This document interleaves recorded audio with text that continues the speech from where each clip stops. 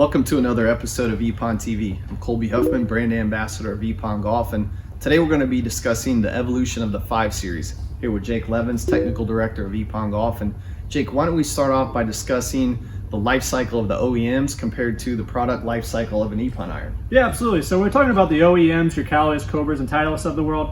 What you'll notice is whenever you go get fit and you get that brand new set of golf clubs, you're loving it. But the only unfortunate thing is around 1 year later, you've got a brand new one kind of taking its place. And EPON is not that way. So what we have here is we have 3 golf clubs that span over a decade with our 5 Series. And even one that even made it through 5 years just because they couldn't beat the predecessor and they didn't have the technological advancement to really take its place until the 505 came along. So what you have here is just something that can truly last, and I mean, it just makes the value of the product go way up. Yeah, I love how EPON doesn't just release something just to release something. They actually wait until there's that significant difference and then they put it out on the market. Yeah, absolutely. It's just like cell phones, man. You get that brand new cell phone and then another one comes up as soon as you buy yours, it feels like, and it just kind of diminishes it. And where these are just, it's totally different. We have a 3 to 5 year life cycle, and it just shows with the different technological advancements as we move along. So Jake, why don't you walk us through then the evolution of the 5 Series?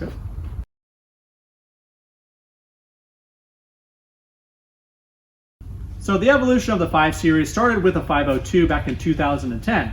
So what made the 502 fantastic was it actually had a hollow structure, which was actually the first out of EPON, and which allowed for very explosive ball speed and incredible rebound effect. But what they did to kind of counteract that to enhance some feel was they injected what was called an alpha gel insert and all the way through the cavity. You'll see that similarly with the new TaylorMade drivers, how they use it to kind of dampen the vibration, or they take it back to legal limits. EPON used it more for a feel perspective because we're all about crafting that nice soft carbon steel, and it allowed to have just an incredible touch and feel for all your irons. And then we kind of move into 2013 with the 503. This club actually lasted 5 years, and all just due to the fact that it was just so popular. It just, for a wide variety of golfers, it was just a really good option. And what was really cool about it was they introduced a pocket cavity, which is different than a hollow structure. It allowed for a little more ball speed, but it also enhanced the CG. So it moved it back and away with some nice MOI characteristics, allowed for a lot higher ball flight and explosive distance. So the 503 was a real winner through with EPON, one of the best we've ever made, and it just showed through the 5 year life cycle. And then of course we get to our recent 505. Now this is actually much different than the last two in that it is a single billet forged golf club. And what it made it really excellent was the thin face they allowed along with it. So they had to make the face thin due to its one-piece forging to actually give you that distance back. But what you did gain is incredible amounts more feel as it's a one-piece forged. So, and also you'll notice with the head weights in the back, they're actually interchangeable. So you club makers at home or you guys trying to blend it with sets, it actually works perfect in finding that ideal head weight progression you're looking for.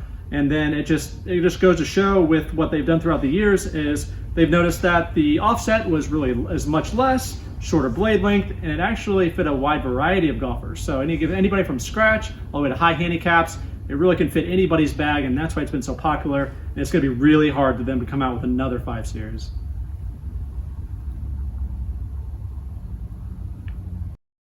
So Jake, it only took you 2 minutes to get through an entire decade's worth of the 5 Series. Yeah, I mean, there's only 3 clubs in the line from 2010, and that just really goes to show that they just won't come out with anything until they have absolutely beat it technology-wise, and it just shows throughout the series. And the new 505, I mean, we were doing a fitting for Colby not so long ago for the 305, but we had the 505 just to see what would happen. I mean, it only took about 3 swings for us to know that, you know, the 505 is the clear-cut winner, and we've noticed that with a lot of our dealers around the country, but this is like a sleeper. So we didn't actually know the 505 would create this much performance, but the short blade length and the less amount of offset really, you know, it catered to you. Yeah, and I loved how it looked from the top, the thin top line, the compact design overall. It just looked sharp, and then when I hit it, I couldn't believe it. I was really kind of hesitant to try it, and then by far, this thing is the most laser-like, consistent, most accurate club I've ever played. The thing just goes straight. I mean, it's unbelievable to me. I don't like that he adopted it because he's hard to beat now because he just keeps knocking down these pins.